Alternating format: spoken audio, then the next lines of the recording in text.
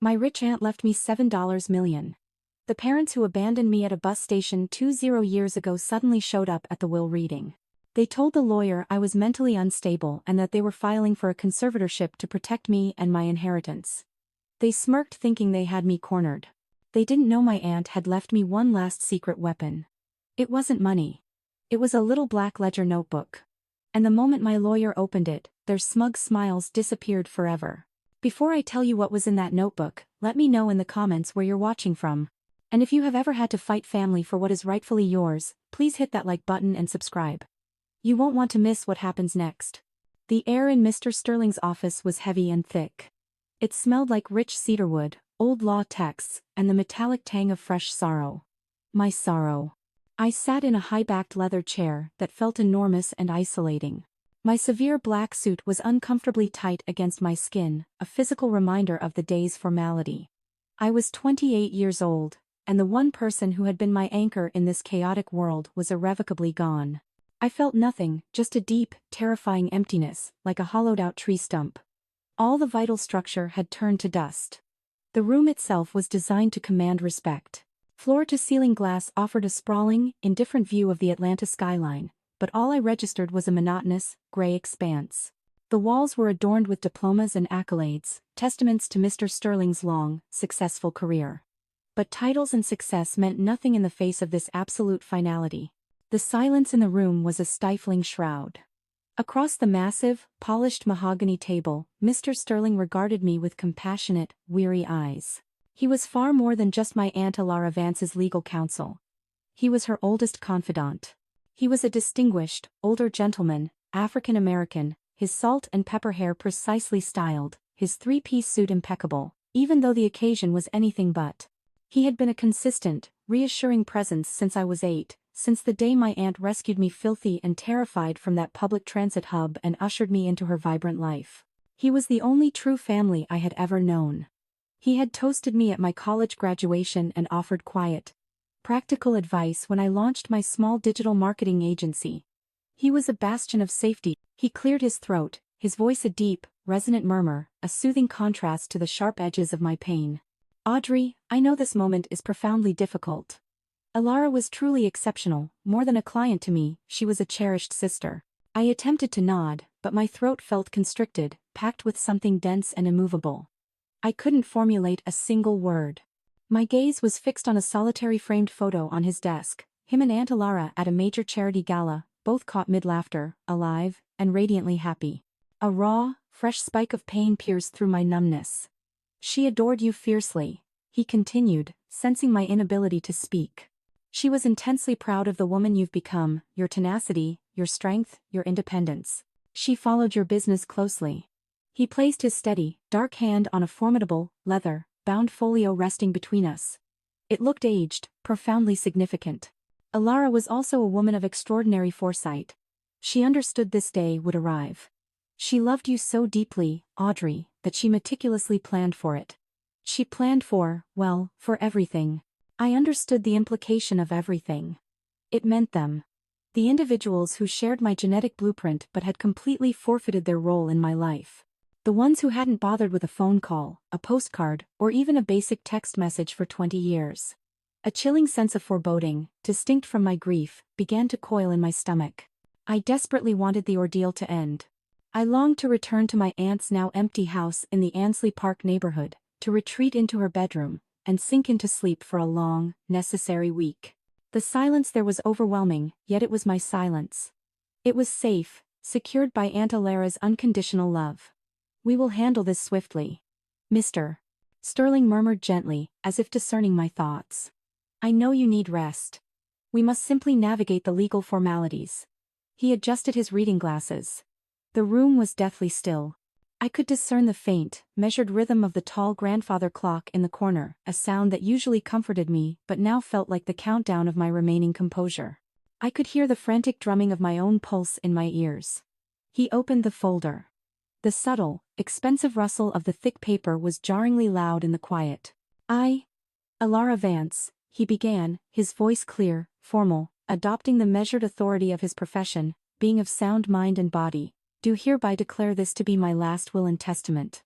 The heavy office door didn't just open, it was violently thrown inward, striking the interior wall with a brittle, alarming crack that made me jump so hard my teeth instinctively ground together. My heart rocketed into my throat, hammering like a frantic, caged bird. All the oxygen seemed instantly vacuumed from the room. And then I heard a sound I hadn't consciously registered in 2 decades, yet my body recognized it with sickening certainty. It was the sound that fueled my darkest nightmares, the sharp, aggressive, supremely entitled click-clack-click of costly high heels on the polished hardwood floor. A sound that had always, without fail, heralded the catastrophic fracturing of my world. Veronica stormed into the room, and all residual warmth vanished in her wake. She was 48, but her face was a tight, smooth, unmoving facade, clearly maintained by expensive cosmetic procedures. She was meticulously molded into a black designer power suit that must have cost the equivalent of a small car. Her pale complexion provided a sharp, almost theatrical contrast to the dark, rich fabric. Her nails were aggressively long, painted blood red, resembling predatory talons. She looked prepared for a hostile corporate takeover, not the reading of a will for a sister she hadn't bothered to see in 20 years. Behind her, Walter, my biological father, completely filled the doorframe. He was 50, tall, and heavily built, impeccably dressed in a silk tie and custom vest. He radiated an air of polished, self-made success. But his eyes, unlike hers, were subtly anxious. They darted nervously from me to Mr. Sterling, and then, most tellingly, locked onto the thick leather folio on the desk. Mr. Sterling, the consummate professional, visibly tensed. His voice was pure, unwavering steel. "Excuse me. This is a private legal meeting. Do you have a scheduled appointment?" Veronica completely disregarded him. She didn't even grant him a cursory glance. Her eyes bypassed everything and locked onto me, and that perfectly smooth, cold visage finally broke into a wide, impossibly brilliant smile. It was all teeth and zero warmth. It was the most blatant piece of theater I had ever witnessed. "Audrey, darling," she cooed, her voice cloyingly high and syrupy, thick with false affection. She lunged forward, her arms extended wide, her expensive, overwhelming perfume reaching me a split second before her body did. "Oh, look at you, all grown up. It's us. Mommy and Daddy are here for you." A raw, guttural, utterly primal scream ripped itself free from my chest. "Don't." I scrambled backward, desperately shoving my heavy leather chair away from her. It screeched horribly against the polished wood floor, a sound perfectly synchronized with the deafening alarm bells screaming in my head. Everything stopped. The room was momentarily frozen. Veronica's arms remained awkwardly extended, her smile locked in that grotesque, performative expression of maternal love. But her eyes, for one agonizing split second, the mask fractured. I saw it. Unadulterated, scorching rage. She was livid that I had defied her, that I had embarrassed her calculated performance in front of a respected attorney. Just as quickly, the facade was restored. Her face crumpled, transforming into a theatrical mask of wounded, profound sadness. She slowly dropped her hands. "Audrey, darling," she said, her voice dripping with artificial pain. "Don't react this way. We understand you are grieving. We know this is a terrible shock. We are simply here to offer our full support. We are, after all, your parents." My voice was shaky, yet utterly cold. I could feel the surge of pure adrenaline, a cold, focused fire racing through my circulatory system. "You still haven't answered my direct question," I stated, my voice dangerously low. "What exactly are you doing in this office?" Veronica looked genuinely offended, as if my very question was an act of gross insubordination. She opened her mouth to speak, but Walter stepped forward, placing a steadying hand on her shoulder. He was attempting to project the image of the calm, rational mediator. "We are here," he stated, his voice a deep, authoritative rumble, "to hear the last will of my sister, Alara. We are, undeniably, family." I laughed. The sound was corrosive and ugly, a short, sharp bark of pure, contained anguish that had nowhere else to escape. It startled even me. "Family?" I repeated the word, and it felt like swallowing a mouthful of crushed glass. "You choose to deploy that word now?" I stood up, my legs trembling but managing to support me. I stared directly into Veronica's eyes. "You ceased being family 20 years ago. The day you drove me to the downtown Greyhound bus depot. The moment you pressed a crumpled $20 bill into my small hand, ordered me to sit on that concrete bench, and wait for someone. I was 8 years old. You never, ever came back. That was the complete, agonizing misunderstanding. Veronica snapped, her syrupy tone dissolving into sharp defensiveness. We were in a terrible financial position. We looked for you. We tried to find you. You looked for me? I challenged, my voice rising, finally cracking with the depth of the betrayal. That is the single biggest lie you have ever articulated. Aunt Laura found me 3 days later, huddled in a filthy bathroom stall. She legally adopted me. She sent you the official court papers. She provided you with our new address. She gave you our telephone number. You never called.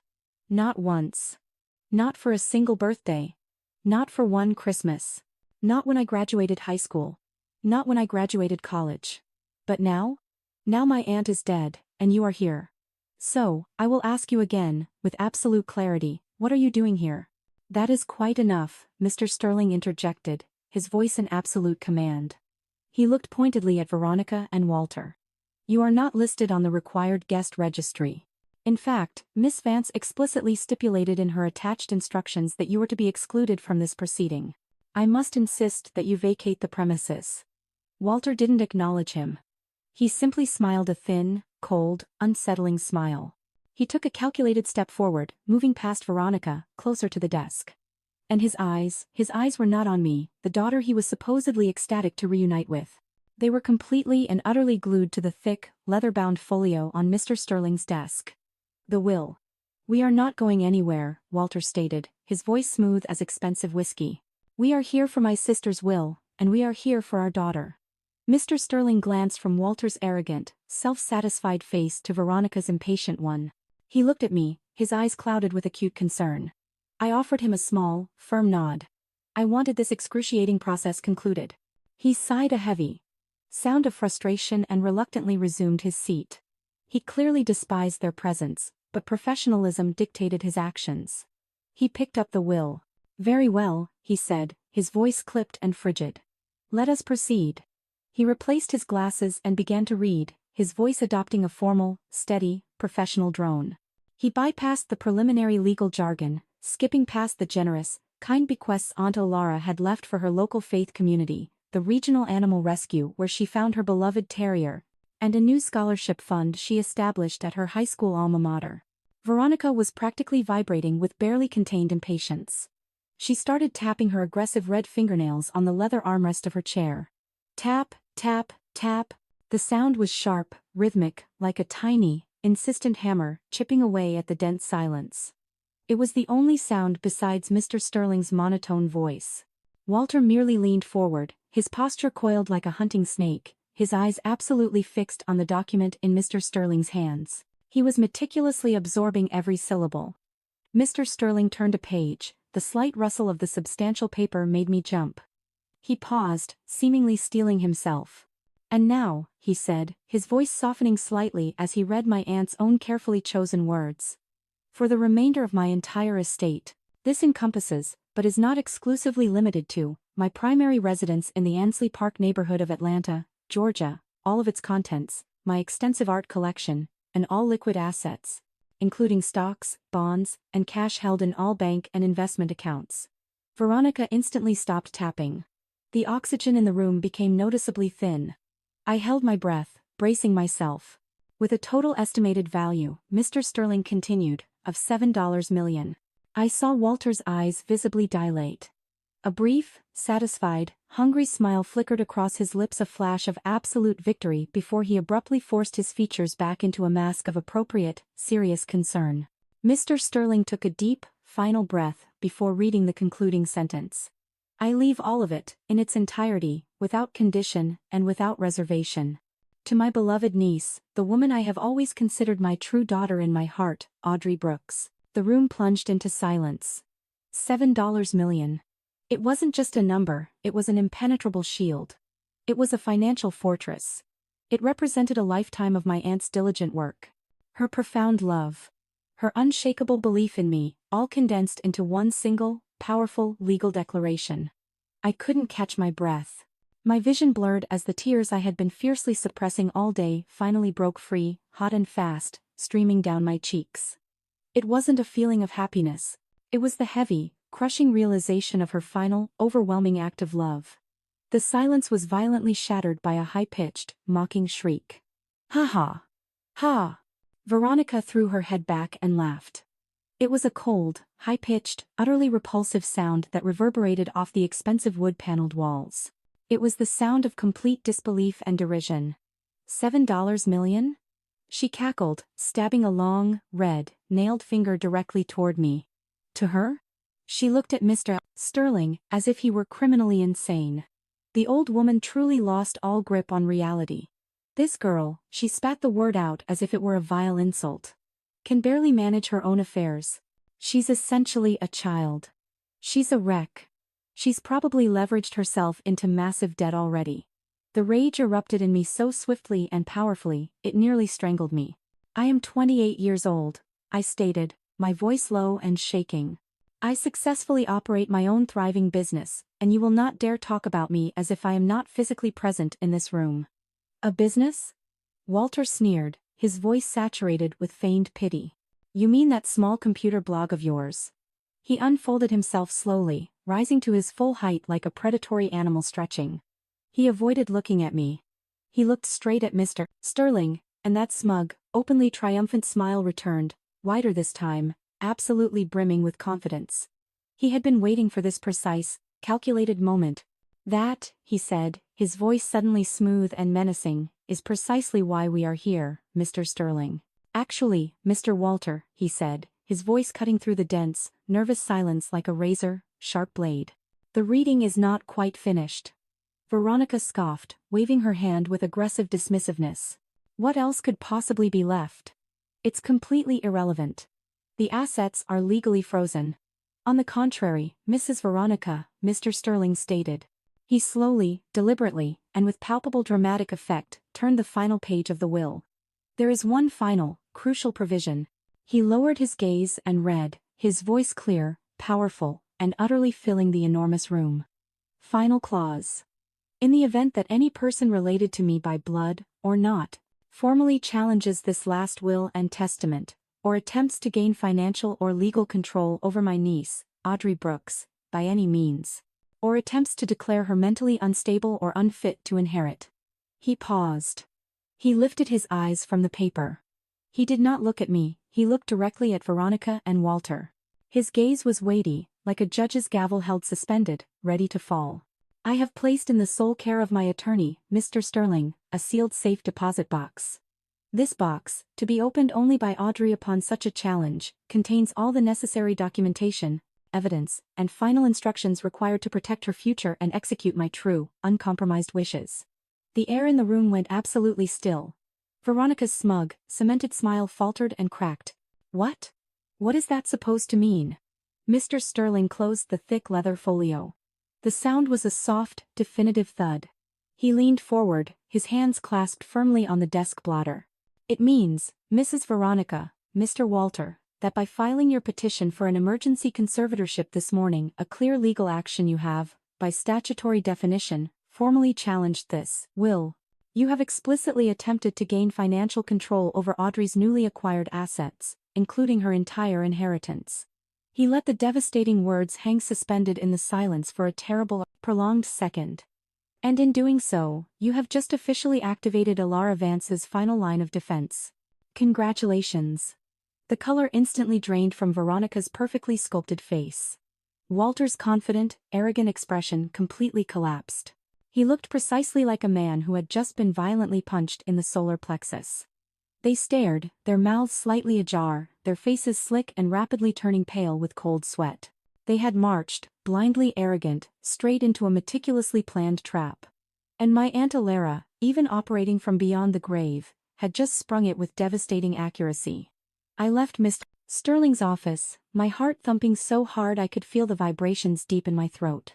The cold, heavy weight of the metal safe deposit box was secured inside my leather work bag. It felt less like a container and more like a live, ticking explosive device.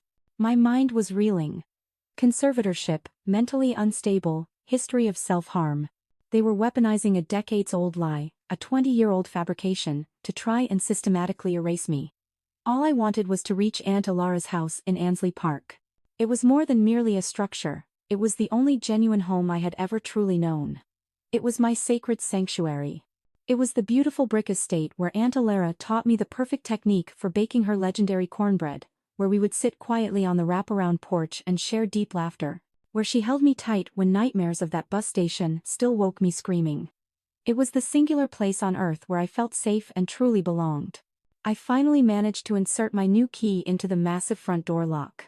The door swung inward. I was expecting the comforting, familiar silence of a home that was quietly grieving alongside me. I was anticipating the familiar, faint, beloved scent of lemon oil polish and old, well-loved leather-bound books. Instead, I was hit squarely in the face by a pungent, overwhelming smell of greasy fried chicken, fast food, and the sound of laughter, loud, aggressive, and utterly obnoxious laughter. The blaring sound of an American football game was filling the living room television. My blood ran instantly cold. I hadn't invited a single soul. I hadn't spoken to anyone. I stood, completely frozen, in the expansive entryway. I walked slowly down the long hallway, my leather bag clutched tightly to my chest. My heart was hammering a frantic, trapped rhythm against my ribs. I rounded the corner into the living room, and my world tilted sharply on its axis for the second seismic time that day. Trevor, my golden child older brother, was aggressively sprawled out on Aunt Alara's treasured cream-colored velvet sofa. He was 30 years old, but he still possessed the same arrogant, dismissive slouch he'd perfected at 16. He had his dirty athletic sneakers propped up offensively high on her antique wooden coffee table. Empty containers of Popeye's chicken and biscuit crumbs were scattered shamelessly on the Persian rug around him. Next to him, his wife, Shelley, was intensely scrolling through her phone. Shelley was exactly who she always was. 30. Aggressively blonde, and carried a thick, palpable air of perpetual annoyance, as if the entire world was slightly beneath her sophisticated standards. They were simply eating and laughing with loud, careless abandon, as if they were attending a party hosted in my aunt's home. The funeral had only been this morning. What? What in the world are you doing here? My voice emerged as a strangled, barely audible whisper. Trevor looked up, his mouth full of chicken. He chewed loudly, shamelessly, then swallowed with an audible gulp. "Oh, hey there, little sister," he drawled, his voice saturated with dripping sarcasm. "You're finally home. Took you long enough to get here. What are you doing here?" I demanded again, my voice gaining a fragile strength this time. "What is all this trash? Get your filthy feet off her table now." Trevor merely smirked. He took another deliberate, large bite of chicken. "Mom and Dad called me," he said, wiping his greasy fingers casually on the sofa's armrest. I winced visibly. "Said the meeting with the old lawyer went pretty well. You know, they mentioned you were pretty upset. Unstable was the exact word, I think. They said you might need some intensive support. So, here we are." Support. Shelley finally glanced up from her phone, her nose visibly wrinkling in thinly veiled disgust. She stood up, meticulously brushing imaginary crumbs from her expensive designer leggings. She began a slow circuit of the room, critically examining Aunt Alara's cherished belongings, her face a mask of profound distaste. She tapped a long, acrylic nail sharply against a beautiful, intricately hand-carved wooden mask from Ghana that Aunt Alara treasured. "Ugh," Shelley articulated, her voice thin and full of immediate judgment. "This entire place is just so dark." She waved her hand dismissively around the space at the rich mahogany wood paneling, the vibrant, evocative paintings, the shelves packed with serious black literature and history. "It's all this ethnic stuff. It's so relentlessly gloomy. We are definitely going to have to paint everything a nice, clean white. It will brighten the entire place up tremendously." I felt the blood completely evacuate my face. Paint it white. She was literally talking about erasing my aunt's entire life.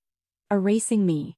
Shelley then turned back toward Trevor and flashed him a thin, plodding, completely satisfied smile.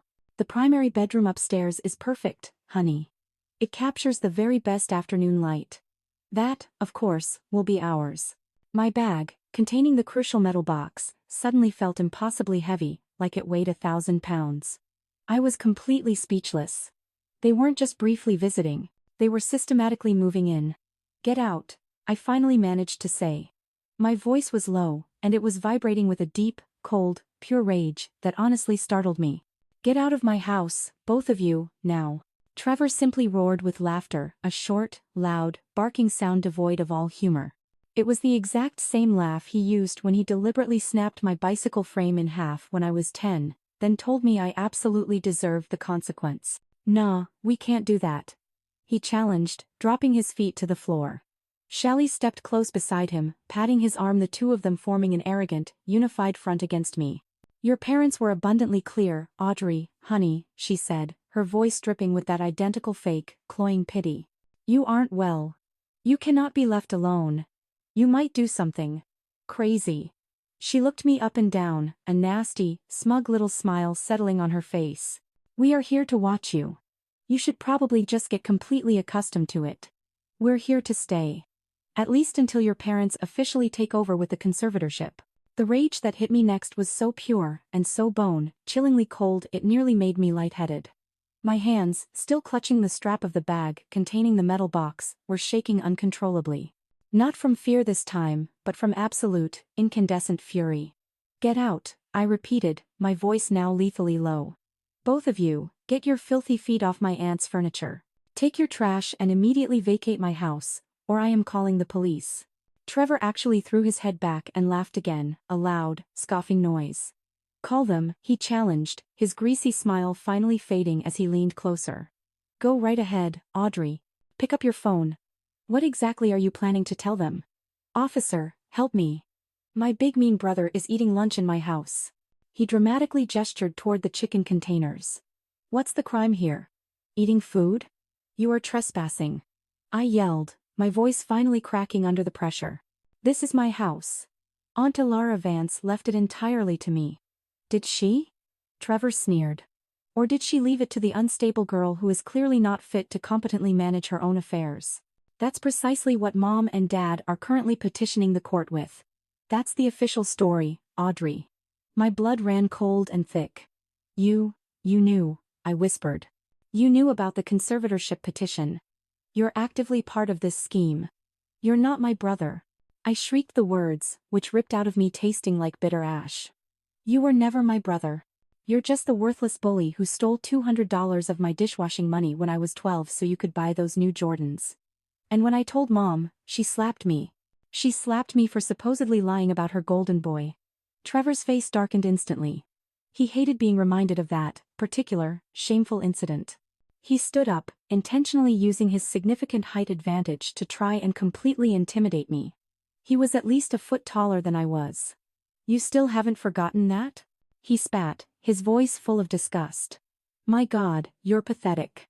So petty. It was $200 2 decades ago. Get over it. Get out of my house." "No," he bellowed back, his voice booming in the quiet room. "You don't grasp the situation, do you? You are no longer in control. Mom and Dad are, and they explicitly requested my presence here. They asked me to look after my unstable little sister." And then his face completely changed. The anger evaporated, replaced by a slow, profoundly cruel, knowing smile. He saw the pure, dawning panic in my eyes. He saw the perfect trap. "That's the exact point, Audrey," he said, his voice dropping to a conspiratorial, chilling whisper. "Don't you see the masterful setup? You're trapped." I just stared at him, my mind racing in frantic circles. "Think about it logically," he continued, tapping his temple. "You try to call the police. We tell them, truthfully, we're just here to support our grieving, highly unstable sister. Who do you honestly think they are going to believe? Us, the concerned, normal family, or you, the girl who our parents are quite literally telling a judge is mentally unfit for life? You start screaming about alleged trespassing and stolen money from 20 years ago. You'll sound completely crazy. You'll sound profoundly unstable." He leaned in even closer. "You create a massive scene, you try to physically force us out. All you are successfully doing is proving our parents' claims right. You are handing them the concrete proof they need to take everything. So, go ahead, Audrey. Call the police. Please make a scene. Prove us right." The air was utterly sucked from my lungs. He was right. It was a flawless, inescapable trap. If I did absolutely nothing, they stayed, systematically eroding my sanctuary. If I tried to fight back, I provided the key evidence for their case. I was being legally and emotionally checkmated in the center of my own home. I looked at Shelley. She was observing the entire exchange with a nasty, satisfied smirk on her face, like she was watching a particularly entertaining piece of reality TV. I couldn't breathe. I couldn't think straight. I felt the walls physically closing in. The house, my sanctuary, had instantaneously become my prison. Trevor's smile broadened. You understand now, don't you? You're trapped, little sister. You have nowhere left to go. I looked at his smug face, at her cruel smile, at the greasy fingerprints permanently marring my aunt's cream-colored sofa. I turned and walked away. I didn't run. I walked. I held on to the last ragged shred of my dignity, clutching the bag with the metal box so tightly my knuckles were bone-white. I walked back down the long hall, up the stairs, each step feeling like I was wading through wet cement. I reached my old bedroom, the guest room that had long served as my private refuge. I went inside. I slammed the door shut with a finality that shook the frame. I turned the flimsy brass lock a knob I knew wouldn't stop them if they truly wanted to break in. I slid down the back of the door until I was sitting on the floor, my aunt's name, a silent, choked scream lodged in my throat. And from downstairs, I clearly heard Shelley's high-pitched, mocking laughter. It was faint, but horrifyingly distinct. See? She called out, her voice drifting easily up the staircase. I told you. She's paranoid. She's locking herself in her room. She's definitely unstable. I remained slumped against the door. My breath was coming in short, ragged, panicked gasps.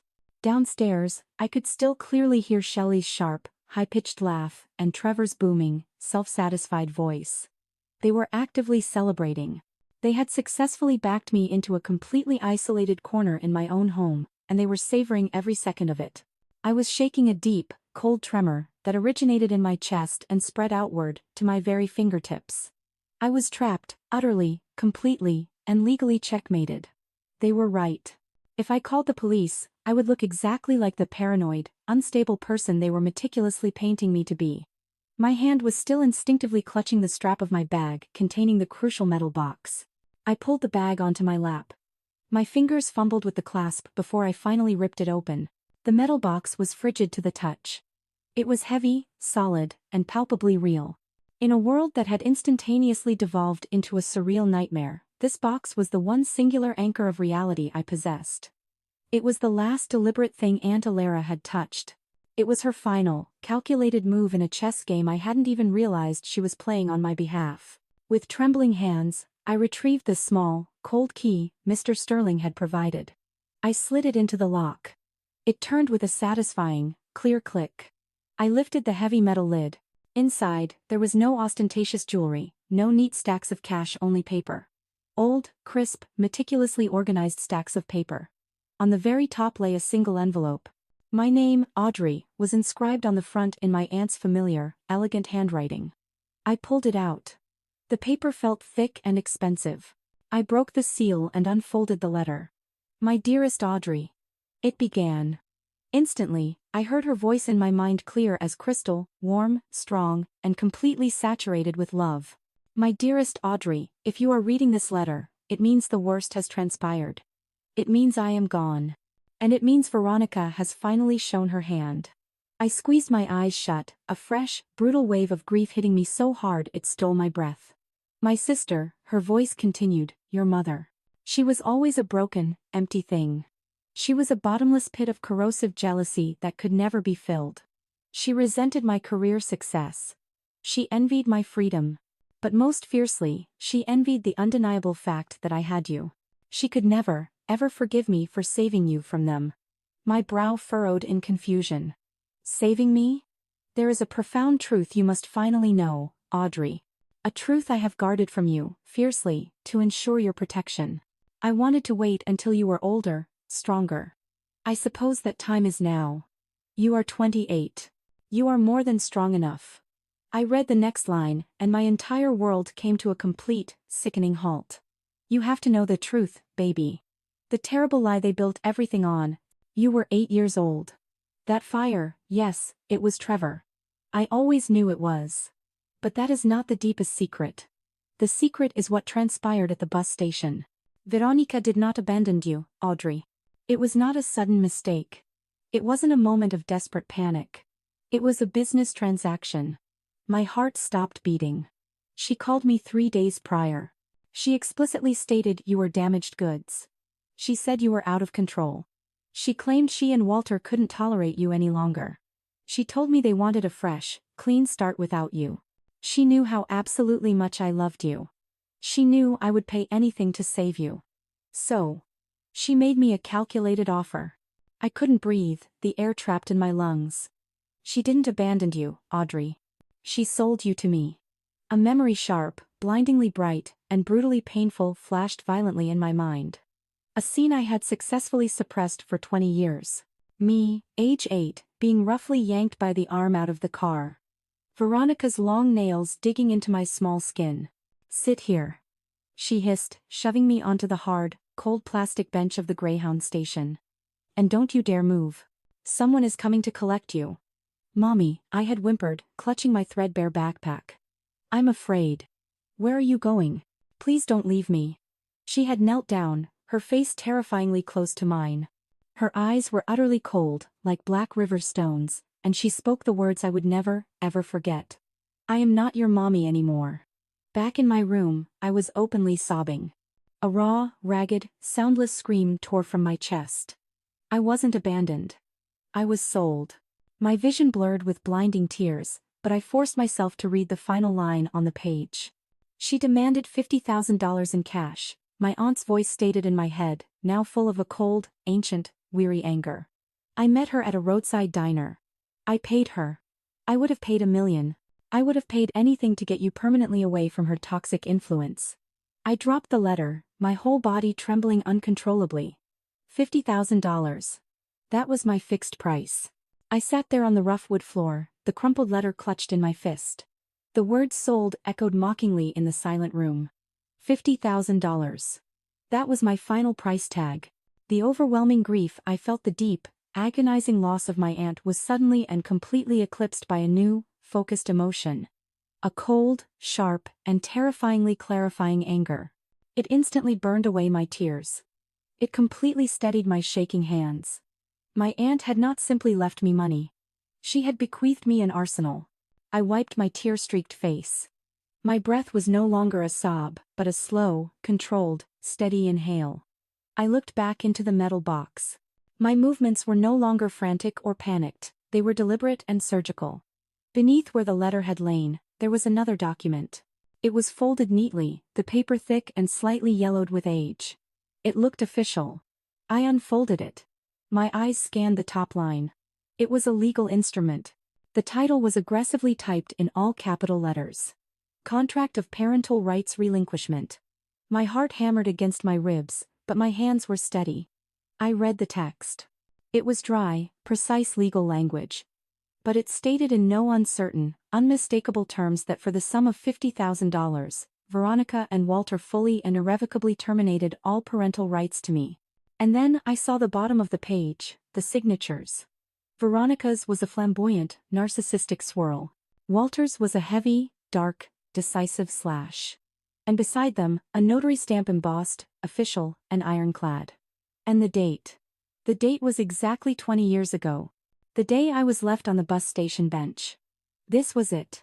This was weapon number 1. This was the irrefutable, undeniable proof. I thought I finally understood the entirety of the situation, but I was profoundly mistaken. I picked up the letter again, and noticed there was additional writing on the back of the second page. But $50,000 was never going to be enough for them, Audrey. My aunt's voice echoed in my head, the warmth gone, replaced by a cold, deeply weary anger. It was only the calculated beginning. My blood ran cold again. A few years later, Trevor wanted to attend a private, expensive out-of-state college. Veronica called me. She threatened that the contract was just a piece of paper. She said if I didn't pay his extravagant tuition, she would immediately go to court. She would claim I had coerced her into signing it. She threatened to drag you into a devastating custody battle to tell a judge I was an unfit guardian. It was a bald-faced lie, of course. But you were happy. You were thriving. I couldn't risk it. I absolutely couldn't let them put you through that emotional hell. The letter continued, it was pure blackmail, plain and simple. So, I paid. I paid to keep them quiet. I paid to keep you safe, and once they knew I would always pay, they never, ever stopped coming back for more. My righteous anger solidified into a hard, cold stone deep in my stomach.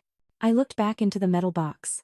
Underneath where the contract had been, there was a small, black, utterly unassuming ledger book. It looked exactly like something one would use to meticulously balance a checkbook. I opened it. My eyes went wide. It was filled with my aunt's perfect, precise, meticulous handwriting. The entire book was packed. Every single page was an entry. There were columns. Date, amount, reason. My hands were now perfectly steady as I read the first entry. May 10th, 2011. Amount: $15,000. Reason: Trevor's college tuition. I turned the page. The 3rd of August 2013. Amount: $5,000. Reason: Walter's gambling debts. I turned the page again. January 1st, 2015. Amount: $10,000. Reason: Christmas bonus, Veronica's hush money. Page after page. The 22nd of June 2018. Amount: $20,000. Reason: Veronica's credit card debt. It continued for years. Every time they needed cash, they returned. And my aunt had diligently recorded every single financial transaction. Every single piece of blackmail. I flipped to the very last page. She had kept a meticulous, running total at the bottom. $537,000. They hadn't just sold me once. They had been systematically selling me, piece by piece, for my entire adult life. $537,000. My aunt had been continuously paying them for 20 years just to keep me safe. My grief for her was now fused with a white-hot, purifying rage.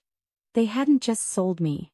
They had been blood-sucking parasites, bleeding my generous aunt dry for 2 solid decades. I thought, mistakenly, that was the limit. I thought the black ledger was the ultimate, final weapon. I reached back into the box, expecting to feel the cold metal bottom. Instead, my fingers brushed against something small, hard, and modern, carefully wrapped in a piece of velvet cloth. I pulled it out. It was a USB flash drive, a piece of contemporary technology nestled among 2-decade-old papers. I was completely confused. I picked up the letter again, my hands no longer shaking at all. There was a final postscript typed at the very bottom. P.S. My aunt's voice read in my head, and this time, it sounded completely different.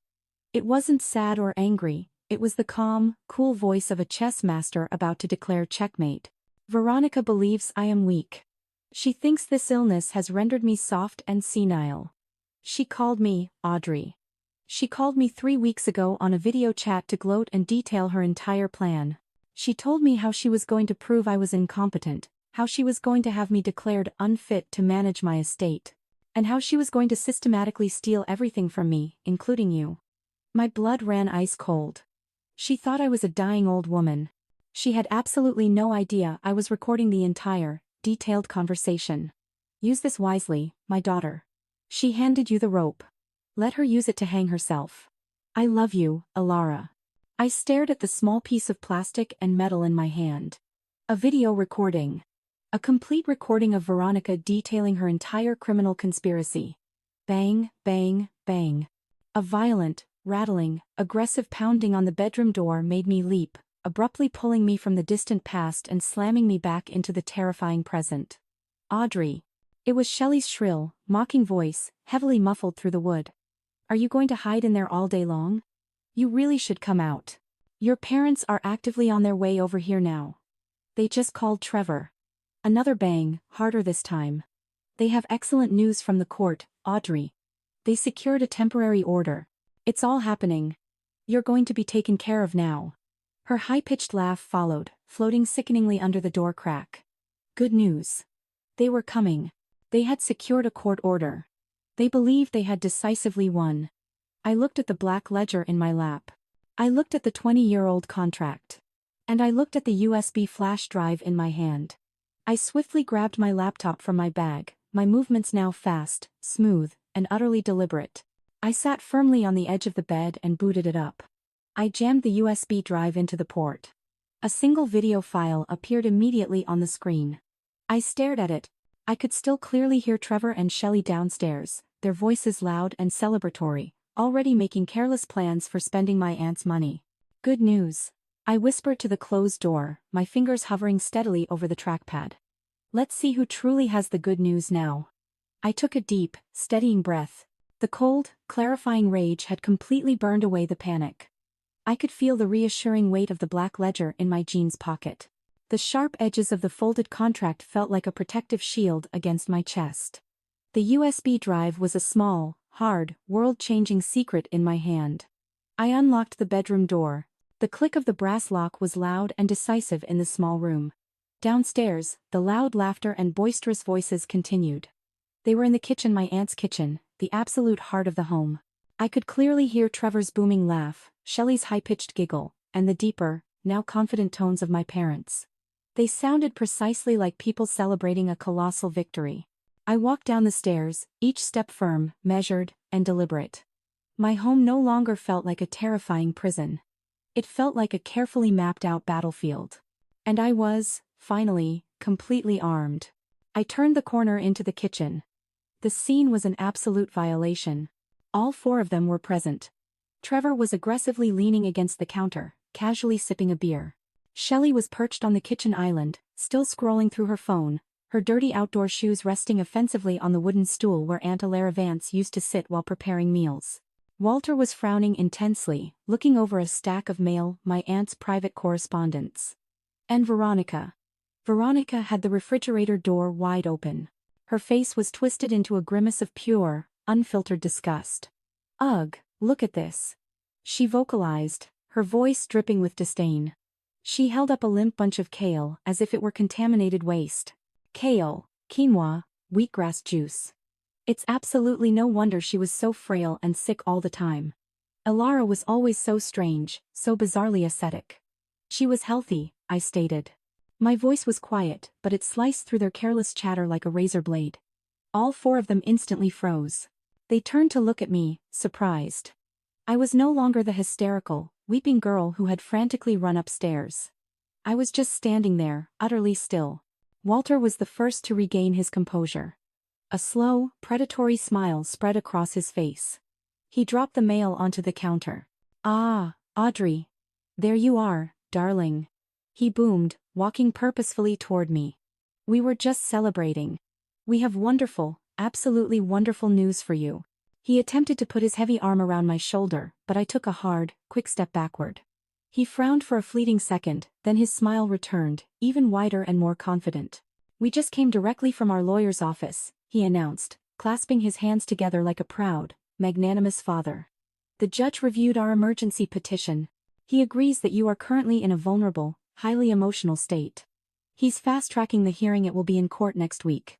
And Veronica chimed in, slamming the refrigerator door shut, her eyes gleaming with absolute triumph.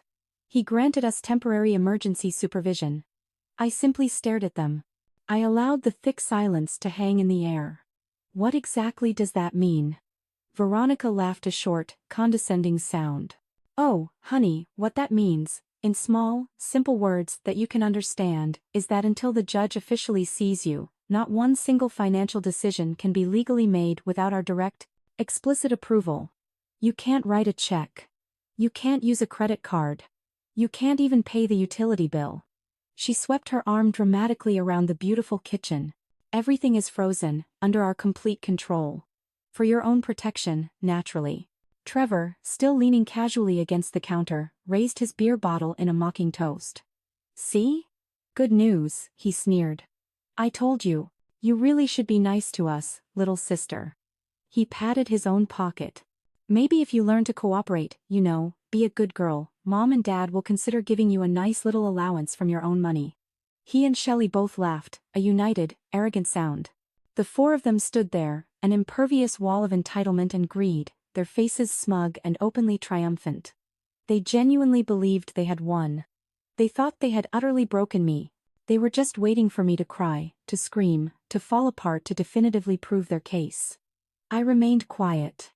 I let them savor their moment of perceived victory. Then, slowly, deliberately, I walked past them. I walked to the solid butcher block kitchen island in the exact center of the room. It was the absolute heart of the house. It was where Aunt Alara and I had rolled out cookie dough, where we'd snapped fresh green beans, where we'd talked for endless hours. I reached into my jeans pocket. I pulled out the small, black, utterly unassuming ledger book. I placed it squarely on the wooden surface. The sound of the book hitting the wood was not loud, it was a soft, solid, heavy thud. But in that room, it sounded precisely like a deafening gunshot. All four of them instantly stopped laughing. Their smug smiles completely froze. All their eyes snapped downward to that one little black book. They had no idea what it was, but they instinctively knew in that single second that the fundamental rules of the game had just been fundamentally altered. The four of them stared intently at the small black book resting on the island. The silence in the kitchen was suddenly absolute and deafening. The smirks were entirely gone, replaced by a confused, wary tension. Trevor, for the first time, looked profoundly uncertain. He slowly set his beer bottle down. "What is that?"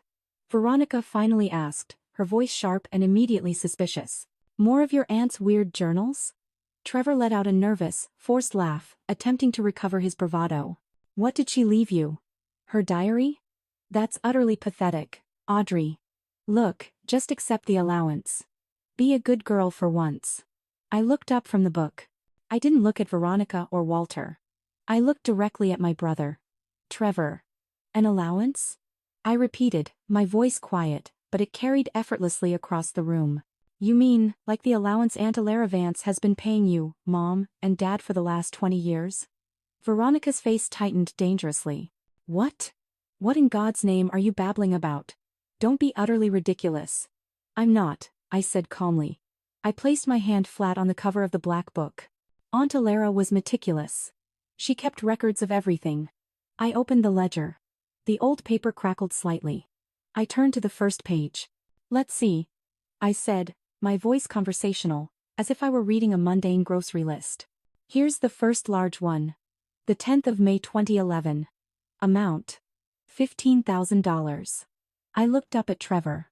Reason: Trevor's private college tuition. Trevor completely froze. His face went instantly pale. Shelley, who had been watching from the island stool, let out a tiny, choked laugh. "What? $15,000? Trevor, you explicitly told me your parents paid for your college." "Shut up, Shelley," Trevor muttered menacingly, his eyes glued to the book. "Oh, but they did pay," I said, turning the page. "Or at least, they took the money for it. But let's keep going. This is a complete family affair, after all." I looked at Walter. "Dad, you're well represented in here, too. August 3rd, 2013. Amount: $5,000. Reason?" I paused for maximum effect. "Reason? To cover Walter's gambling debts." Shelley gasped. This time it was not a laugh, it was a noise of sheer disbelief. She slid rapidly off the stool, her face a mask of confusion and immediate anger. "Gambling debts. Trevor, what is she saying? Your father doesn't gamble." I said, "Shut up, Shelley."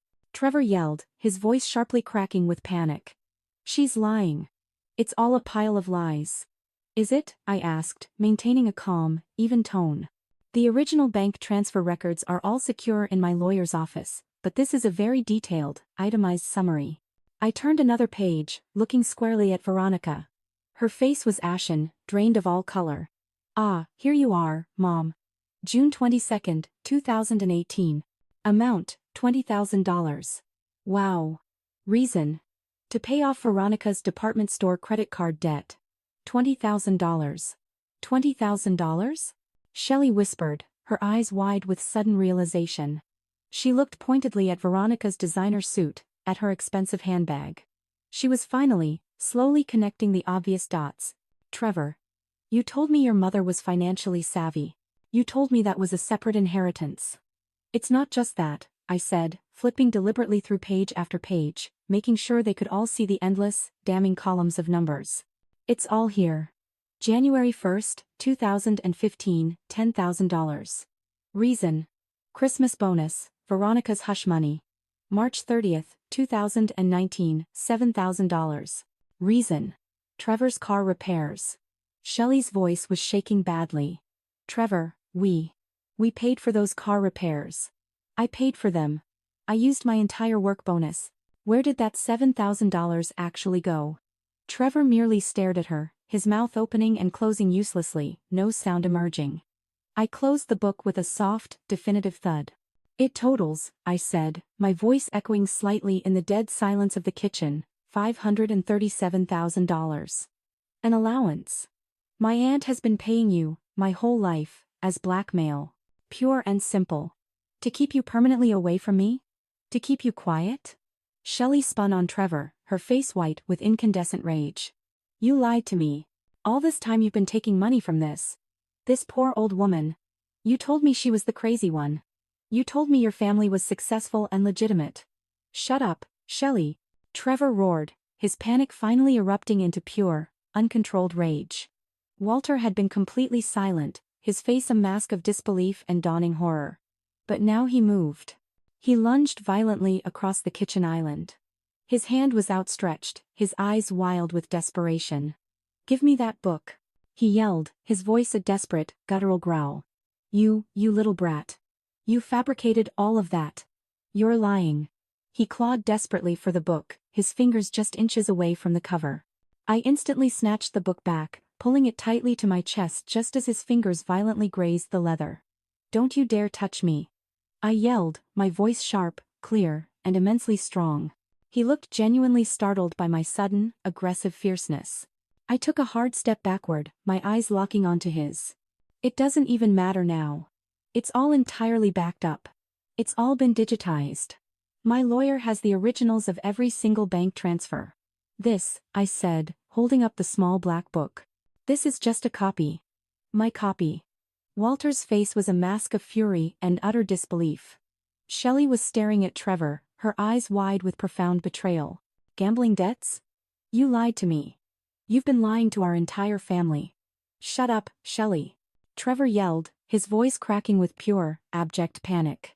He looked desperately at Veronica and Walter. Mom. Dad. Do something. She's crazy. She's making all of this up. Veronica, who had been frozen in place, her face pale, finally snapped, her eyes, wide with initial shock, narrowing into slits of pure, concentrated hatred. Crazy. She shrieked, her voice suddenly rising to a hysterical pitch. Of course she is. She's exactly like my sister. Lying. Manipulative. She took a frenzied step toward me, her long, red finger pointing accusatorily at my face. And so what? So what if Alara gave us money? She owed us. She owed us for what she did. The kitchen went silent. I just stared at her. I didn't say a single word. I let her talk. I let her continue to dig her own grave. She felt guilty.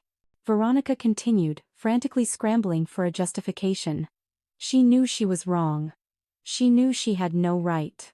She stole my daughter from me. There it was. The word. The single word my aunt had waited 20 years for her to utter. Stole? I whispered. The room was so quiet I could distinctly hear the low, monotonous hum of the refrigerator motor. Stole? I repeated, louder this time. I deliberately let the black ledger fall from my hand onto the kitchen island. It didn't matter anymore. It was merely the opening act. Is that what you call it, Veronica? Stealing? I reached into the front pocket of my jeans. My hand closed firmly around the thick, folded document. The contract. Weapon number 2. I pulled it out. Walter saw it. His eyes widened in horrified, instant recognition. He knew precisely what it was. He tried frantically to speak. Veronica, wait. But it was already too late. I unfolded the yellowed, 20-year-old paper. I held it high for all of them to see, the official notary stamp and the bold, typed title facing them. Or do you call it? I said, my voice cold, clear, and perfectly steady.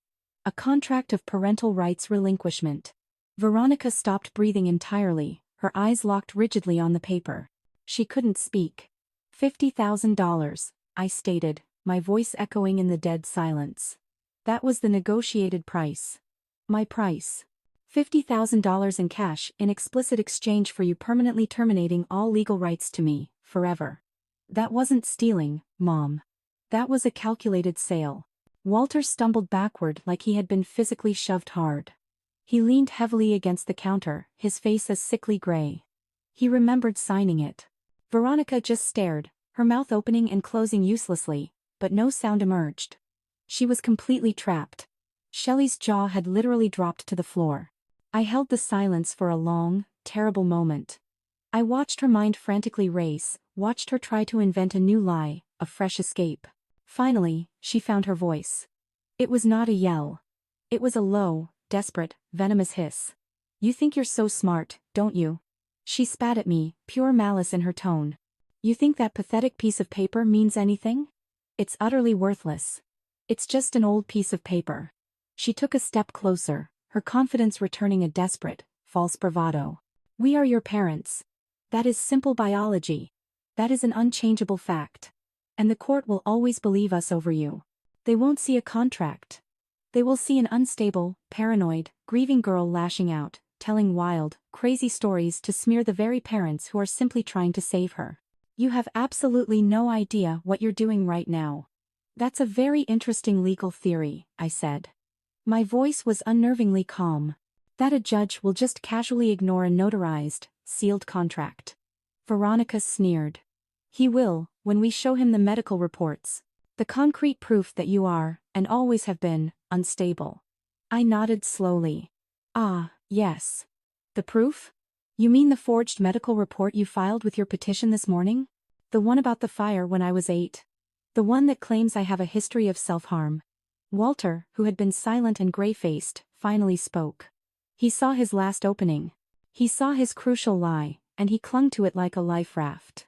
"It is not forged," he boomed, his voice finding its old, forced authority again. "It is the absolute truth. You are a disturbed child. You set that fire." "That is the truth you're choosing to stick with?" I asked. "That I'm disturbed, that I'm unstable, that I'm crazy?" "You are." Veronica shrieked, her voice cracking with fury. "And the judge will see it, will he?" I said. I turned, picked up my laptop from the floor by the stairs where I'd left it, and placed it on the kitchen island right beside the black ledger. "Then you should probably see this first." I opened the laptop. The screen flickered to life. The single video recording file was still waiting. The four of them just stared at the computer screen, a new, confused dread instantly dawning on their faces. "What is that?" Shelley whispered, her voice shaking. "More of your crazy proof?" "Something like that," I said. I hit the play button. The screen lit up. It was a video call. My heart clenched tight. It was Aunt Alara. She was in her hospital bed, looking frail, her skin pale, but her eyes were sharp, intelligent, and fiercely angry. And on the other side of the screen was Veronica. She was in her car, clearly unaware she was being recorded. Her face, a mask of smug, greedy impatience. "You're taking far too long to die, Alara." Veronica's voice, tiny and sharp, filled the shocked kitchen. "You're dragging this process out. What do you want, Veronica?" Aunt Alara's voice was weak but firm. "I want what I'm owed." Veronica snapped. "You stole my life. You stole my daughter. And now you're going to just give everything to her? That ungrateful little brat?" "It is her inheritance," Aunt Alara said. "It was never yours." Veronica laughed, a cold, ugly sound. "Oh, it will be. Don't you worry. I have a plan. Walter and I have had a plan for months. The second you are gone, we are filing for a conservatorship." In the kitchen, Walter let out a strangled, gasping sound. Trevor looked like he was about to vomit. "You can't," Aunt Alara said. "She's an adult. She's an adult who set her own room on fire." Veronica cackled. "That's the story. That's the official medical history. It's so easy. A tragic fire, a disturbed child. By the time I'm done, the judge will think she's a paranoid schizophrenic. I'll tell the court she's crazy. I'll tell them she's unstable. I'll tell them she can't be trusted with $7 million. Veronica leaned in closer to her camera, her eyes gleaming with pure, unfiltered malice. "And you know what, Alara? The court will believe me. They always believe a grieving, concerned mother. When you're dead, I will take everything. I will take the house. I will take the money. And I will finally get what is rightfully mine." The video abruptly ended. The screen went completely black. The silence in the kitchen was absolute. It was a dead, suffocating silence, broken only by the sound of Shelley letting out a small, horrified whimper. Trevor was staring at his mother, his face a mask of dawning, terrifying horror. He wasn't just a bully. He was the son of a calculating monster. Walter was clutching the counter edge, his knuckles bone white. He was breathing in short, shallow, panicked gasps. And Veronica. Veronica was staring rigidly at the blank laptop screen. Her face was chalk white. She wasn't just afraid, she was completely destroyed. She had just watched her own soul, her own complete, meticulous evil, played back to her. She had just confessed her entire criminal conspiracy. I allowed the silence to stretch out, letting them completely drown in the weight of their exposure. Then, slowly, deliberately, I closed the laptop. The soft click echoed in the kitchen like a judge's gavel. I looked straight at Veronica. Her eyes were wide, utterly terrified. "You're right, Veronica," I said, my voice quiet, conversational. A court might always believe a grieving mother. I picked up the black ledger. I tapped it lightly against the folded contract. But do you know who they believe even more than a grieving mother? Do you know who they believe more than a notarized contract, more than a video recording of a confession, more than anyone else? I paused, letting her dread reach a fever pitch. The IRS. The following week, I walked into the Fulton County Courthouse.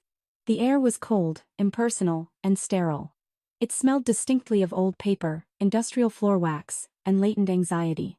The vaulted ceilings were impossibly high, and every minor sound, a cough, a shuffling footstep on the marble, reverberated loudly. This was fundamentally not my world. This was a realm of hard, unforgiving wooden benches, harsh fluorescent lighting, and grim-faced, serious people. Mr. Sterling walked calmly beside me, his expression composed and unreadable. We sat down at the defense table. Across the vast room, at the petitioner's table, sat Veronica and Walter. They were meticulously dressed for the part. Veronica wore a modest, high-necked, navy blue dress. Her makeup was subtle, her expression calibrated to project deep, profound maternal concern. Walter wore a simple, unostentatious suit, his hands clasped reverently in front of him, his face a perfect mask of a worried, utterly responsible father. They looked flawless. They looked like innocent victims of circumstance. Their lawyer was a slick, impeccably groomed man in an expensive bespoke suit, his hair perfectly coiffed. He was shuffling a stack of papers, radiating complete, arrogant confidence. Trevor and Shelley were conspicuously absent. They were, as Mr. Sterling had already discovered, frantically seeking their own separate legal counsel. The bailiff called out, and the judge entered. She was an older African-American woman, Judge Angela Wyatt. Her demeanor was stern, her face deeply lined with visible wisdom, and her sharp eyes, looking out over her reading glasses, missed absolutely nothing. She looked precisely like a woman who had heard every single lie ever conceived. "We are convened here," Judge Wyatt announced, her voice booming with authority, "on the matter of the emergency petition for conservatorship for Miss Audrey Brooks." She looked pointedly at Veronica's lawyer. "Counselor, you may proceed." The slick lawyer rose smoothly to his feet. He walked deliberately to the center of the room. He did not look at us. He looked only at the judge, his face a perfect performance of pained sympathy. "Thank you, Your Honor," he began, his voice smooth and gravely sad. "Your Honor, what we are confronting here today is a true tragedy, a profound, devastating family tragedy." He gestured mournfully toward Veronica and Walter, who both immediately looked down, as if completely overwhelmed by raw emotion. "My clients, Veronica and Walter, are loving, heartbroken parents. For 20 long years, they have been cruelly and systematically alienated from their only daughter, the young woman seated directly there." He pointed a dramatic finger at me. "They were alienated." The lawyer continued, his voice rising with theatrical righteousness. "By the petitioner's late aunt, Alara Vance, a woman who, by all objective accounts, was possessive, deeply manipulative, and intensely hateful of my clients. And now," the lawyer said, walking closer to the judge's bench, "Miss Alara Vance has regrettably passed. And she has left her entire multi-million-dollar estate, her considerable inheritance, to Miss Brooks, a young woman who, as we have documented thoroughly in our petition, possesses a long and deeply tragic history of severe mental instability." The courtroom was deathly silent. I could feel Veronica's eyes drilling into me. "We have filed," the lawyer stated, his voice dropping to a low, conspiratorial whisper, "the medical reports, the records from her childhood reports that detail a deeply traumatic incident of self-harm at age 8.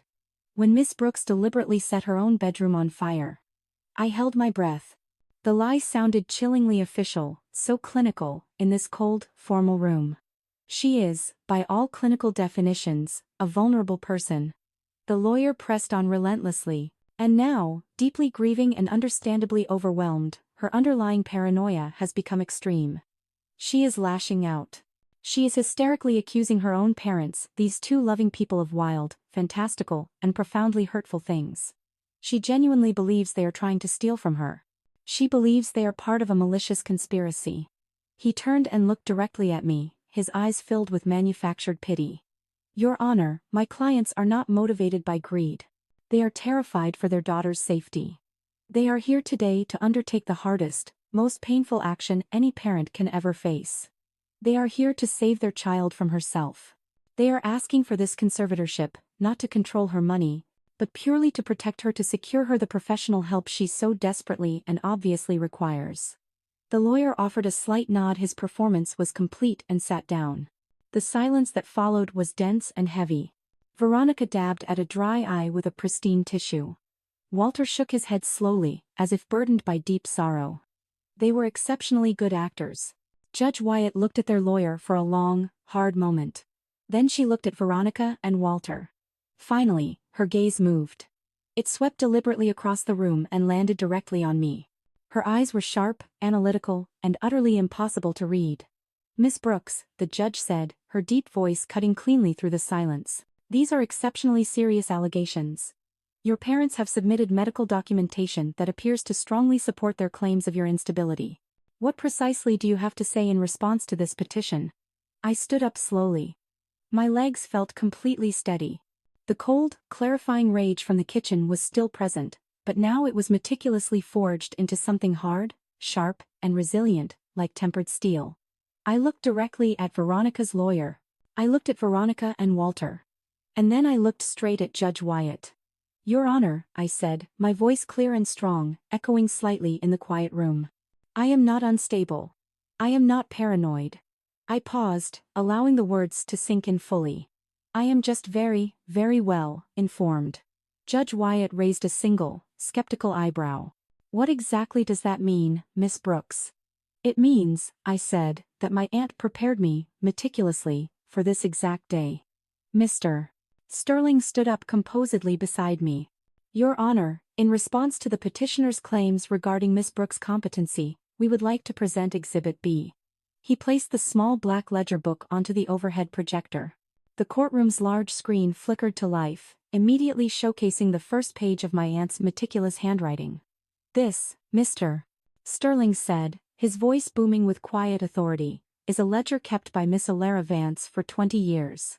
It meticulously details every single payment made by her to the petitioners, Mr. and Mrs. Walter. He clicked the remote to the next slide, showing a summary page. The payments include $15,000 for their son's tuition, $5,000 for Mr. Walter's gambling debts, $23 for Mrs. Veronica's credit card debt. The list, as you can plainly see, is extensive. Veronica's lawyer frantically jumped to his feet. Objection, Your Honor. This is egregious slander. These are just handwritten notes. They don't factually prove anything. The total, Mr. Sterling continued, his voice effortlessly drowning out the objection, is $537,000. We are not categorizing this as family support, Your Honor. We are categorizing this, as Miss Vance herself noted in her postscript, as extortion. The courtroom gallery erupted in shocked gasps. Judge Wyatt banged her gavel with force. Order. Veronica, her face instantly turning purple with furious rage, shot up from her chair. That is a lie. She shrieked, her mask of maternal concern completely shattered. She's lying. Alara gave us that money. It was a gift. She owed us. She owed us for stealing my daughter. She had done it. She had just publicly admitted, in open court, to taking the money. Judge Wyatt stared hard at her, her face like carved granite. Mrs. Veronica, sit down. Immediately. Mr. Sterling waited patiently for her to comply. Thank you, Mrs. Veronica. You have effectively confirmed the payments, but as for why Miss Vance felt she owed you, we would now like to present Exhibit C. He placed the folded, yellowed document onto the projector. The title contract of parental rights relinquishment filled the massive screen. "This is a legally notarized contract, Your Honor," Mr. Sterling stated. "Dated exactly 20 years ago. In it, Mr. and Mrs. Walter, in explicit exchange for $50,000, legally and irrevocably terminate all parental rights to Audrey Brooks. The subsequent payments, as meticulously detailed in the ledger, were purely blackmail payments intended to prevent them from violating this contract and criminally interfering in Miss Brooks' life." Walter shot to his feet, his face pale and slick with sweat. "It's a fake. That's an obvious forgery. We never signed that. We would never abandon our daughter. We love our daughter." Mr. Sterling offered a small, sad, weary smile. "I anticipated you might attempt to say that, Mr. Walter, which is precisely why we have Exhibit D." Mr. Sterling nodded sharply at the bailiff. The main courtroom lights dimmed slightly, and the large video screens on either side of the judge flickered to life. "This, Your Honor, Mr. Sterling said, is Exhibit D, a video recording of a call recorded just 3 weeks ago." The screen was split. On one side, I saw my Aunt Alara. My heart seized in my chest. She was in her hospital bed, propped up on pillows. She looked so frail, so tired, but her eyes, even on the grainy video, were sharp and defiantly angry. On the other side of the screen was Veronica. She was in her car, the lighting poor, her face arrogant and impatiently greedy. She had no idea she was being recorded. "You're taking far too long to die, Alara." Veronica's voice, tiny and cruel, echoed through the silent courtroom. "You're just dragging this out." I heard a sharp, collective gasp from the gallery behind me. Veronica's lawyer, the slick, confident one, froze completely. His pen stopped moving. He was ruined. Aunt Alara's voice was weak but firm. "What do you want, Veronica?" "I want what I am owed." Veronica snapped. "You stole my life. You stole my daughter, and now you're just going to give everything to her? That ungrateful, pathetic little brat? It is her inheritance," my aunt said. "It was never yours." Veronica laughed. It was the same cold, ugly laugh from the lawyer's office. "Oh, it will be. Don't you worry about that. Walter and I have had a calculated plan for months. The second you are gone, we are filing for a conservatorship." At the petitioner's table, Walter made a small, strangled, gasping sound. He looked at his lawyer, his eyes wide with pure, paralyzing panic. "She's an adult, Veronica," my aunt said. "She's not that 8-year-old girl you threw away." "She might as well be," Veronica cackled. "That's the best part. She's the girl who set her own room on fire. That's the official story. That's the official medical history. It's so easy. A tragic fire, a disturbed child. By the time I am done, the judge will think she's a paranoid schizophrenic. I will tell the court she is crazy. I will tell them she is unstable. I will tell them she cannot be trusted with $7 million. Veronica leaned in closer to her phone's camera, her eyes gleaming with pure, unfiltered malice. "And you know what, Alara? The court will believe me. They always believe a grieving, concerned mother. When you are finally dead, I will take everything. I will take the house. I will take the money. And I will finally get what is mine." The video abruptly ended. The screens went completely black.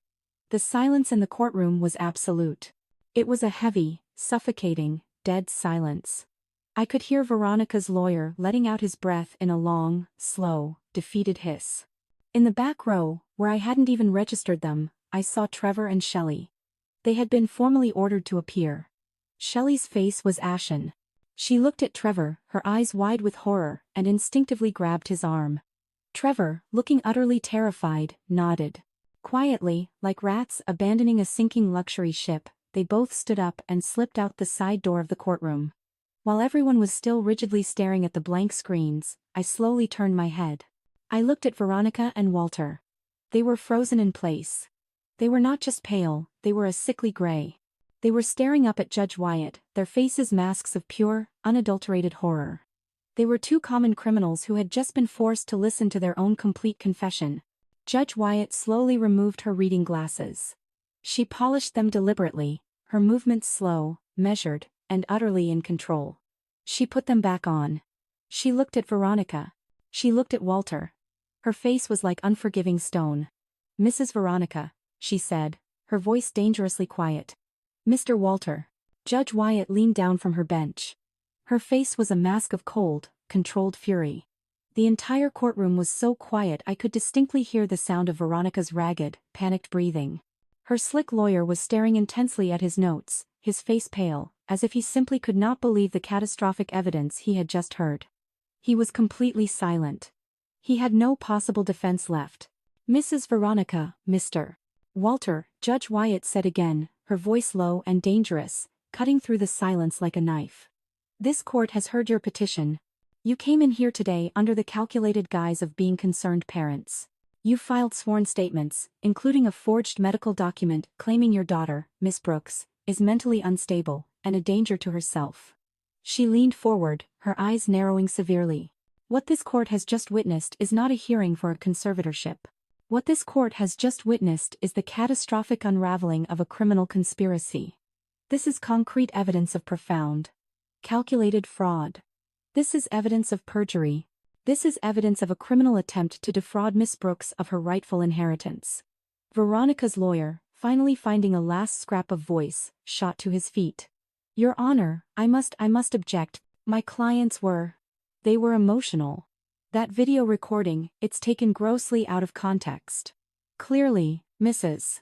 Veronica was simply venting. Grieving.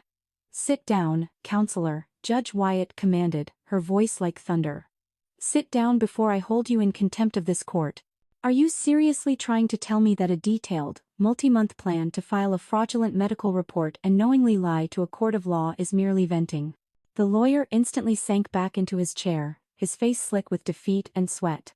He was done. At our table, Mr. Sterling slowly, calmly stood up. He buttoned his suit jacket.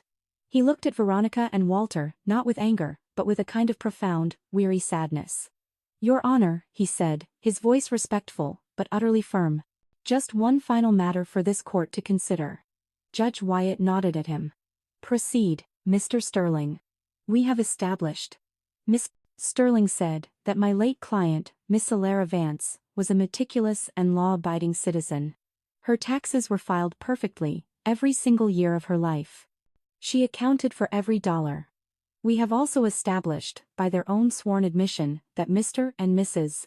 Walter have received, over the last 20 years, a sum totaling $537,000 from Miss Vance. He paused, allowing that monumental number to hang, heavy and damning, in the air. My client, Miss Vance, categorized these payments as extortion and blackmail.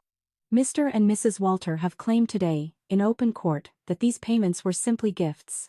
Either way, that is an extremely substantial amount of income. He turned very slowly to look directly at Veronica and Walter. Their faces were frozen in a mask of pure, uncomprehending terror. So, my final question is this, Mr. Sterling said, his voice quiet, almost conversational. My client always paid her taxes. I just wonder, did Mr. and Mrs. Walter, did they declare this $500,000 income to the Internal Revenue Service? Or is this court also looking at 20 years of felony tax evasion? The payoff was not a scream. It was a strangled, dying gasp. It came from Walter. His hands flew instantly to his chest. He clutched his expensive silk tie, his eyes rolling dramatically back in his head. He made a horrible, deep gagging sound, and then he simply collapsed. He slid violently sideways out of his chair, and hit the courtroom floor with a heavy, sickening thud. Walter! Veronica shrieked, her voice a raw, primal animal sound. She was no longer a sophisticated, grieving mother. She was a cornered, terrified rat. She stared down at her husband on the floor, then up at the judge, her mouth wide open, a silent scream of pure, abject terror. Her lawyer didn't even move a muscle. He just stared intensely at the floor, his entire career flashing catastrophically before his eyes. The bailiff rushed immediately toward Walter. Medical emergency. Judge Wyatt was already on her feet. She banged her gavel, the sound like a cannon shot, over and over. Order. Order in the court. The room instantly descended into chaos, but above it all, her voice rang out clear, final, and absolute. The petition for conservatorship is denied with extreme prejudice. This court finds that this was a bad faith filing based on fraud and perjury. I am referring this entire case file, including all exhibits, the video recording, the contract, and the ledger to the Fulton County District Attorney's Office for immediate criminal investigation into conspiracy to commit fraud, perjury, and extortion. And I am sending a certified copy of this entire transcript along with Exhibits B and C directly to the Criminal Investigations Division of the Internal Revenue Service. This court is adjourned. I pushed through the heavy wooden doors of the courtroom. The air in the hallway was cold and still, a sharp, welcome contrast to the swirling chaos I had just left behind. Inside that room, my entire world had been set on fire and then extinguished. I could still hear the ghost echoes. Judge Wyatt's gavel cracking like thunder, the sickening sound of Walter hitting the marble floor, Veronica's raw, animalistic shriek, and the bailiff yelling desperately for a medical unit. It was the sound of a dynasty of lies finally, violently, and completely collapsing in on itself. Mr. Sterling walked out composedly beside me. He calmly adjusted his suit jacket, his face grim but profoundly satisfied. He looked at me, his eyes no longer simply sad, but full of a deep, hard-earned respect. "Well," he said, his voice quiet in the marble hallway. "That's it, Audrey." I leaned against the cold wall, my legs suddenly weak and unreliable. The powerful adrenaline that had been holding me upright for a week and perhaps for my entire adult life was abruptly gone. It left behind a vast, hollow emptiness. I was free, but I felt like I had just completed an exhausting, brutal marathon. What happens now?" I asked. My voice sounded small and uncertain. "Now," he said, "you live your life, Audrey."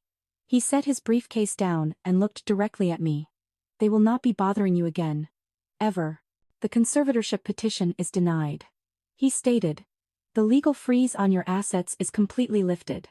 You are, in the eyes of the law, exactly what you have always been. A competent, intelligent adult and the sole rightful heir to your aunt's entire estate." I let out a breath I felt like I had been holding for 20 years. "And them? Veronica and Walter?" Mr. Sterling's face hardened immediately. "For them, I imagine, this is only the beginning. What Judge Wyatt did in there was not merely a ruling. It was a formal referral. She sent the entire case, all of our hard evidence, the video recording, the contract, and the ledger directly to the district attorney's office for immediate criminal investigation." "Criminal?" I whispered. "Perjury?" he listed, ticking the charges off on his fingers. "Conspiracy to commit fraud, filing a false medical report to a court. And that is simply the start. But frankly, the DA is the least of their immediate worries." He picked up his briefcase. "The IRS," he said, his voice dropping to a low, serious tone. "The Internal Revenue Service does not mess around, Audrey. The DA might have to prove criminal intent to defraud. The IRS only has to prove they received $500,000 in income and willfully did not pay taxes on it. And they admitted to receiving the money, in open court. It's a simple, open and shut case of felony tax evasion." The colossal scale of it was staggering. "So what will happen to them?" "They will be audited, comprehensively, going back 20 years, he said as we began walking toward the courthouse steps. "Every single dime they ever earned or received will be meticulously scrutinized. They will be financially bankrupted, their assets will be seized, their accounts frozen, and given the sheer amount and the clear criminal nature of the income, I would be very surprised if both of them avoid significant prison time." I stopped at the top of the wide, granite steps. The Atlanta skyline was spread out before us, the afternoon sun bright, high, and clear. The entire world looked different, sharp, defined, and full of possibility. "Prison," I said, testing the word on my tongue. "You reap exactly what you sow," Mr. Sterling stated simply, philosophically. A single tear, not of profound sadness, but of a deep, heavy, impossible release, finally rolled down my cheek. "She knew," I whispered, looking out at the vast city. "Aunt Alara Vance, she knew they would come for me. She planned for all of this, the ledger, the contract, the video recording. She built all of it to protect me, even long after she was physically gone. Your aunt was the smartest, most strategic woman I have ever known," Mr. Sterling said, standing quietly beside me. "She did not just leave you her money, Audrey. She left you a fortress. She left you the definitive weapons. All you had to do was be brave enough to use them." I wiped the tear away with my thumb. I felt a new strength, a quiet, solid, unshakable core of it settling permanently inside me. She was As we stood there, a quick flash of movement at the curb across the busy street caught my attention. A black Uber sedan was pulling away rapidly, speeding off into the thick traffic. I saw them for just a second in the back seat. Trevor and Shelley. They must have slipped out the side door the instant the video recording started playing. They had not waited. They had not stayed to witness the utter collapse of their parents, the very people they were actively conspiring with. They had just run. They had abandoned them, just as they had all abandoned me. They even abandoned each other in the end. I simply watched the car disappear into the flow of city life. I did not feel anger. I did not feel sadness. I felt nothing at all. They were gone. They were utterly irrelevant. 1 month later. The soft, rhythmic sound of my digital pen scratching against my tablet was the only noise permeating the room, accompanied by the low, steady hum of my powerful computer workstation. Sunlight, bright, clear, and immensely warm, streamed in through the massive, newly cleaned windows. I had deliberately taken down all the old, heavy, dark velvet drapes, inviting the light in. The house was completely transformed. It was indisputably my house now, my true sanctuary. The living room, which had once felt like a dark, heavy museum of old furniture, was now my bright, functional studio. My state-of-the-art workstations were neatly arranged against one wall. The walls themselves were painted a bright, warm white exactly as Shelley had condescendingly demanded. But instead of feeling sterile, the room was vibrantly alive. I had taken all of Aunt Alara Vance's beautiful African art, the masks and sculptures Shelley had called gloomy and ethnic, and I had hung them proudly, integrating them seamlessly with my own modern, vibrant digital designs. It was a perfect fusion of her enduring past and my open future. It was perfection. I was working, truly working and focusing, for the first time in weeks. I was designing a complex new digital brand for a local Black-owned business. I was completely focused. I was profoundly peaceful. My phone buzzed softly on the desk. I glanced at the caller ID. Mr. Sterling. I smiled genuinely and picked it up. Mr. Sterling. I was just thinking about you. Good thoughts, I hope, he chuckled. His voice was warm and relieved. I just wanted to give you the final, definitive update, Audrey. The one I know you have been waiting for. Oh? I just got off a long phone call with the IRS investigator officially assigned to the case. He said they have officially frozen all assets belonging to Veronica and Walter. Every bank account, every stock holding, their primary residence, it is all legally locked down, pending the criminal fraud and felony tax evasion charges. Wow. I said softly. It is really, finally over. And he said. And I could clearly hear the triumphant smile in his voice. There is one more piece of news. They meticulously followed the money trail from your aunt's ledger, starting with that very first tuition payment. They flagged it as the seed money for the entire extortion scheme. My breath caught sharply. What does that mean, exactly? It means, he said, his voice dropping slightly, that because Trevor was the direct recipient of those initial funds, and because he was proven to be an active, knowing part of the ongoing conspiracy, he was officially named as a co-conspirator. As of 9 a.m. this morning, the IRS has also frozen his primary bank accounts. The final loose end. The golden child. The one who had stood right in this room and smugly told me I was trapped. He had not, ultimately, gotten away with it. Thank you, Mr. Sterling, I said, a feeling of pure, light freedom washing completely over me. Thank you for everything. You did the hardest work, Audrey, he replied kindly. You just needed the right tools. Enjoy your life. You have profoundly earned it. We said our goodbyes, and I gently hung up the phone. It was over. Completely. I turned in my chair and looked at my desk. Next to my monitor, I had placed the small framed photo of Aunt Alara Vance that used to sit on Mr. Sterling's desk. He had gifted it to me. She was smiling, her eyes bright and full of life and laughter. I reached out and lightly touched the glass with my fingertip.